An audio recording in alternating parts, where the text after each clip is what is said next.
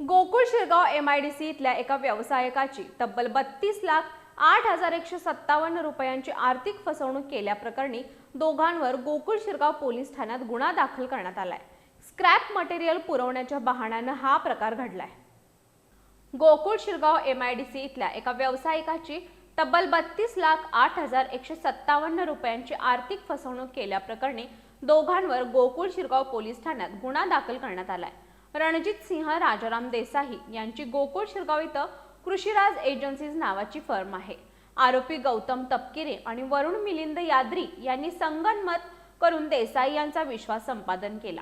आरोपींनी त्यांच्या मे व्यंकटेश मेटल्स या फर्म मधून CRC स्क्रॅप मटेरियल पुरवतं असं सांगून देसाई यांच्याकडून 50 लाख रुपये ॲडव्हान्स घेतले होते। आगाऊ रक्कम घेतल्यानंतर आरोपींनी देसाई यांच्या फर्मला कोणतंही मटेरियल पुरवलं नाही।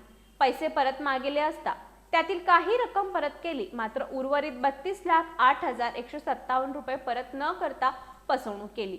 या रकमेच्या बदल्यात आरोपींनी 30 लाख रुपयांचा बँक चेक दिला होता, मात्र संबंधित बँक खाते आधीच बंद असल्याचं समोर आलं। आपली आर्थिक फसवणूक झाल्याचं लक्षात आल्यानंतर रणजित सिंह देसाई यांनी पोलिसात तक्रारी अर्ज दिला होता। या अर्जाच्या चौकशीअंती काल 7 जुलै 2026 रोजी गोकुळ शिरगाव पोलीस ठाण्यात आरोपी गौतम तपकिरे आणि वरुण यादरी यांच्या विरुद्ध गुन्हा दाखल करण्यात आलाय। या प्रकरणाचा पुढील तपास पोलीस उपनिरीक्षक राजपूत करत आहेत।